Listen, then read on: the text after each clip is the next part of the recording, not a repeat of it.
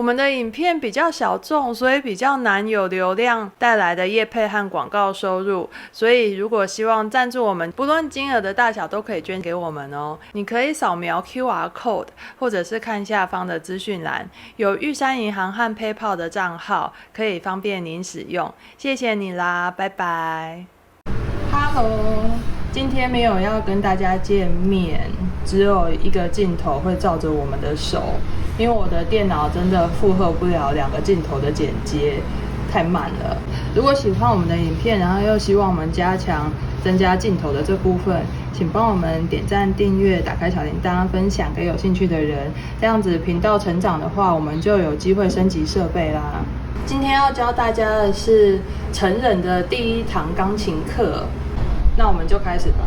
好，首先我们可以先看一下，这个是我学生的手，然后先来看一下指甲，因为这个是很多人会问我的问题。我对指甲的要求是，指甲不要比这里长，这里，因为触键的地方是这里，一开始用这里触键的话，你比较容易可以用正确的姿势来弹钢琴。如果你触键的地方是比较偏后面的话，你的指头就无法立起来，就会变成像这样子弹，然后就会像这样子紧起来。如果立起来的话，比较容易直接由上往下用这边来动作施力。如果平的话，就容易紧起来。所以我会建议指甲剪到不要让这里触键的时候有咔咔咔不好触键的感觉，这个就是我的建议。那你看哦，像这个是为了要给大家看，所以留了比较久。那如果像我的话，我是比较没有很勤劳剪指甲的老师，我的指甲大概是像这样子。你如果从这里看的话，几乎都没有凸出去，可是斜的话就可以看到凸一点点。然后像无名指还没有凸出去，这个就是微微快要需要剪了。这一个就是比较凸出去，因为指甲的形状就本来就是这样子。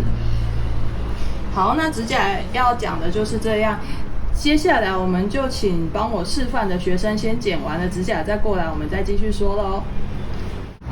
今天我们会用的是我教学以来最喜欢用的教本，有的时候会比较另外一个 B 教本，但我每次用都觉得 B 教本好难用。你就像那个什么 H 先生其实是什么黄先生之类的。对啊，我们直接就上手来弹，因为今天的对象不是小朋友，是成人的第1堂钢琴课，所以我们就直接来看稍微有一点难度的这里。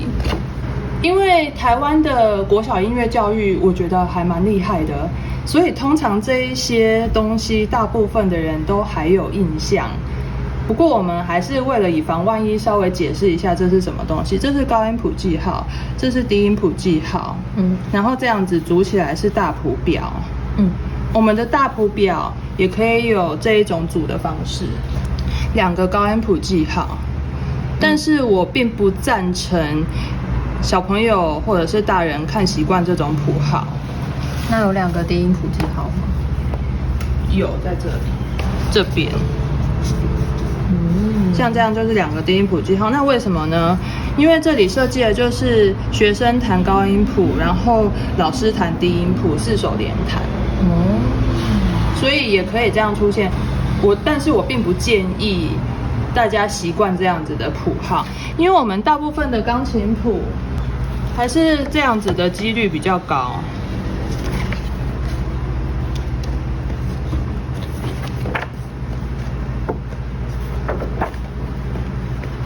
所以我觉得大家还是比较习惯高音谱记号跟低音谱记号来演奏会比较好一点点。所以这一本为幼儿的最初步钢琴教本，我觉得好用的地方是它出现了高音谱记号跟低音谱记号这样子是频率很高，而且一开始就先出现，只有中间短暂的地方有离开这种写法。这个写法除了我刚刚讲的，就是一般的钢琴谱很常见，所以一开始就让大家习惯，这样子对演奏有帮助，学习有帮助以外，再来还有一个原因就是，它这个是一路可以顺上去的。我觉得它在演奏的时候逻辑比较顺。例如说这里是低音哆，然后 re mi fa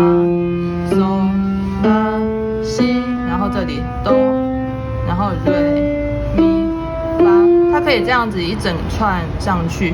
可是如果是这种2个高音谱记号的，我们先不要管这个高八度的话，我们先管它2个高音谱记号到底可以代表哪些部分的话，这里是哆，然后瑞咪发嗦，然后这里代表的是一样的音域哆瑞咪发嗦，它就不能像刚刚那个上面是高音谱，下面是低音谱这样子一串的阅读上去。这种一串的阅读上去，对视觉辅助来讲，演奏钢琴非常重要。如果大家有看一些别的音乐 YouTuber 教的影片的话，就会知道钢琴在演奏的时候跟一些视觉的形状的快速辨认很有关系，这个会加快视谱的速度。因此这件事情最好也是有助于视觉辨认，而不是跟直觉违背的。好，那我们今天就直接来示范这一首。刚刚讲完高音谱、低音谱记号、大谱表，这里是4/4拍。4/4拍的意思就是说，以4分音符为一拍，这个是4分音符的意思。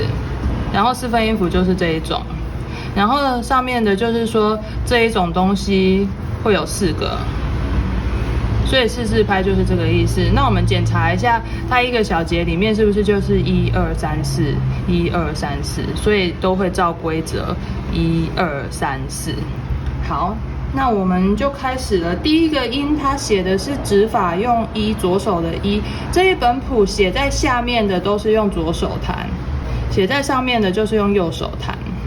好，那你的左手的大拇指去放在哆，这一个哆是这个哆，左手的大拇指。对，然后再来，如果照着下去的话，这个第一个哆，第二个哆也是一样。对，然后来这里，第3指右手的第3指按咪，右手的第3指按咪，对，就这样子。所以你的大拇指有两只在哆上面，那你就是和平共处，然后需要弹的那一个手稍微弹一下，另外一边就让一下这样子。好，那我们来试试看哦。这里咪，再来，再来，再来。啊，好，很好，再来，再来，再来，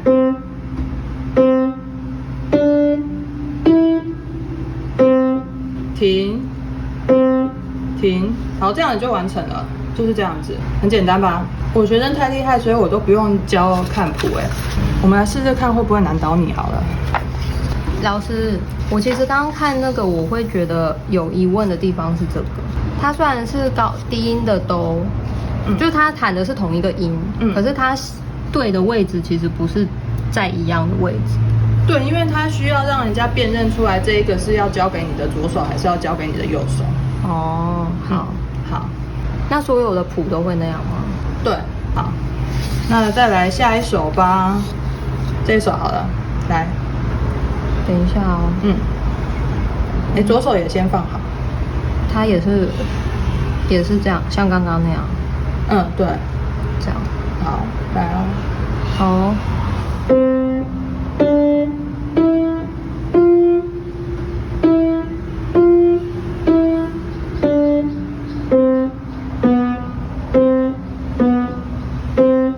停，停。演奏上没有问题，看一下姿势有没有要调整的地方。好，我们来先讲好的地方哦。你们看他的指头刚刚都很放松的粘在琴键上，没有发现翘起来的动作，这个是很好的地方。然后他的手腕也是整个看起来松松的。如果你会看到指头翘起来，然后这里肌肉也有一些紧绷的样子的话，那个是不好的状况。不过刚刚都没有发生，就很好。再来是施力的方向，刚刚施力的方向，手腕会微微的往下掉。眼睛有2只，它有一个好处就是它可以稍微测出距离，所以看起来的东西都是很立体的。但是你透过影片在看的时候，这个地方就会比较难。所以你注意它的手腕，有的时候是往下，有的时候是往上。你弹，慢慢的弹哆来咪发嗦，来，这是往下，这是往下，这是往下。这个是往上一点点，或者是算平的来收。好，这个是往上，他的手腕是在有的时候会往下，有的时候会往上的动作。我们弹琴正确的方向是往上的，会像这样子，前面下去以后，手腕会微微的往上推一点点。来，你弹咪看看，然后手腕轻轻往上推，对，一点就好。再放松，然后再来一次，对，然后放松，回到放松的状况。很好，这个就是放松的状况。你看，像我刚刚在讲回到放松的状况这几个字的时候，它是在比较高的状况，那个不是放松状况。我们每一次弹完以后都是要回到放松的状况，所以你也看哦，它的不是放松状况跟放松的状况，手腕的角度有微微的差异。我们的手腕是像这样子，这里微微的下降是正确的，然后弹的时候就会微微的往上动一下下。小朋友在学的时候，有的时候需要让他们对动作方向更明确，所以我会教他们夸张一点，这样子，让他们的动作方向明确。其实大人也是需要不是只有小朋友，就是我们先做了明确的动作，然后在平常演奏快速的时候就不要做那么夸张，就是一点点就好。好，那你用刚刚那种手腕微微的往上的方式再弹一次哆来咪发嗦，而且每一个中间你都要确定自己松下来了，再弹下一支。好，来试试看。好，放松，不用那么用力，轻轻的没关系，可以再自然一点点。我想说要像刚刚小朋友那样，可是你刚刚是筋会凸起来，那个就是有给太大的张力。好，来再放松，然后大拇指先不要大拇指，先这4指用刚刚的方式弹就好。可是大拇指放着，别让它很懒惰，大拇指是懒惰的指头，请让它成为懒惰的指头。好，来这一支，再次，这个是往下的，这个往上的，再次，对，好，来咪。可以从松的开始，然后你不用瞬间出力，你只要这里轻松的这样子动一下就好，你不用瞬间出力。因为联动的关系，对，很自然的这样子。对，一开始不用太瞬间出力这件事情。就是不是因为出力而上去。对，好。这个很正确。好，来发。很好，再一次。很好，这样子也可以，对，这样子就是恢复轻松，这样很好。然后发再一次，然后恢复轻松，可以再高一点点，这样子，然后收，很好。然后再来，我们要注意一件事情，就是我刚刚都一直有讲说，不要太用力。所以如果太用力的话，也会是其中一种让手僵硬的错误演奏方式。我们一开始不管是成人或者是小朋友，手都还不习惯负担琴键的力量，所以有的时候我们不要要求初学者弹出来的音就像已经练过的人一样这么扎实。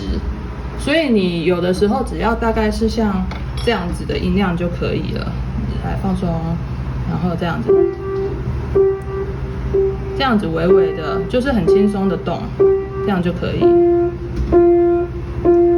然后等你的肌肉越来越强壮，在放松的状况下会自然而然的快速有力，在紧绷的状况下会自然而然的越来越不灵活，然后很不舒服。讲完这部分的动作，接下来我们再来看一下第1堂课就可以算结束了。可是那是因为妹妹资质太好了，所以。因为我以前有学过，以前还有学过，好像1-2个月的时间而且又常常听你弹，所以会适应的更快。让你弹一下更难的东西来弹这个，我们来试试看这一首。这一首是这本课本里面小朋友很容易不知道该怎么办的音乐。来，从这里。希望可以帮助大家学得正确，弹得开心。我们下次再见喽，拜拜。